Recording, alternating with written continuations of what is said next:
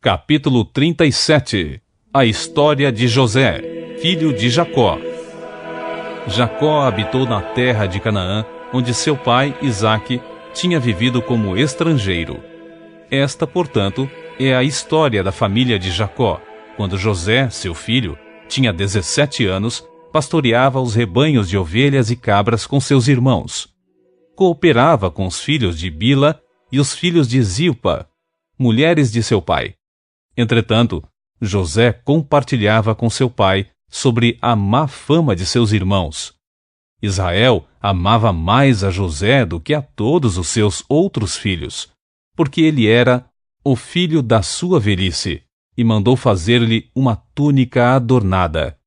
Seus irmãos perceberam que seu pai o amava mais do que a todos os seus outros filhos, e odiaram-no.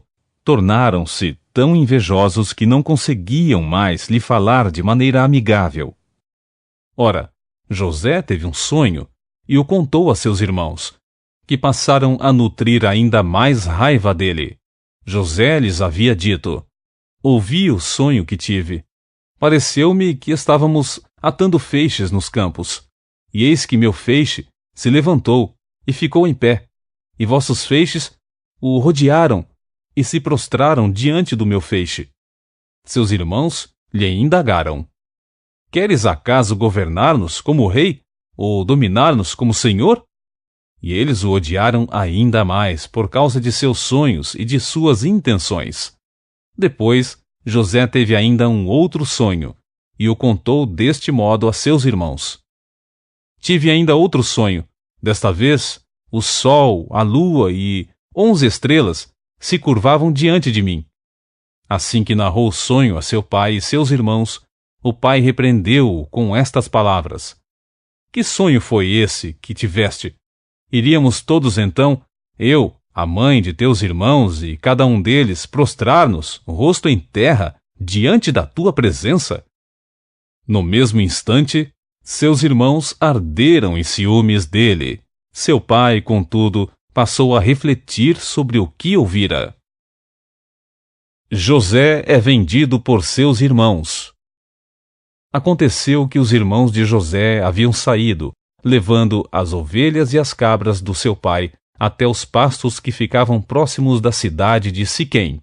Então, Israel perguntou a José: não apacentam teus irmãos nossos rebanhos em Siquém? Vem, vou enviar-te a eles. E ele prontamente respondeu: eis-me aqui. E prosseguiu Jacó: vai então ver como estão teus irmãos e os rebanhos, e traze-me notícias. Ele o enviou quando estava no vale de Hebrom, mas José se perdeu quando estava próximo de Siquém.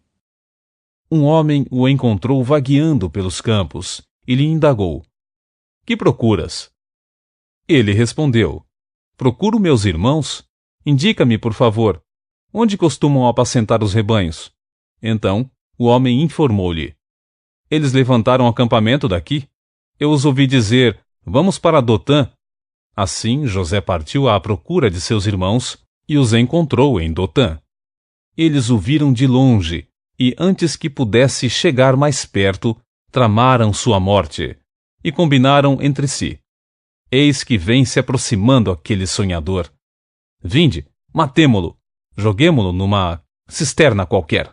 Diremos que um animal feroz o devorou. Veremos o que acontecerá com seus sonhos. Todavia, Ruben, ouvindo isso, salvou-o de suas mãos e propôs aos irmãos: não lhe tiremos a vida. Afirmou Ruben: não derrameis sangue humano. Lançai-o neste poço, aqui no deserto. Mas não ponhais a mão sobre ele para o ferir. Ele somente dissera assim para livrar José das mãos deles e, assim que possível, restituí-lo a seu pai. Então, quando José chegou junto deles, despojaram-no de sua túnica, a túnica de mangas longas e adornada que ele vestia. Arremessaram-se contra ele e o lançaram na cisterna. Era um poço vazio e sem água. Depois, sentaram-se para comer. Entretanto, ao erguerem os olhos, eis que viram uma caravana de ismaelitas que vinha de Gileade. Seus camelos vinham carregados de especiarias, bálsamo e mirra, que estavam transportando para o Egito. Então sugeriu Judá a seus irmãos: de que nos aproveita matar nosso irmão e escondermos seu sangue? Vinde, vendamo-lo aos ismaelitas, mas não ponhamos a mão sobre ele.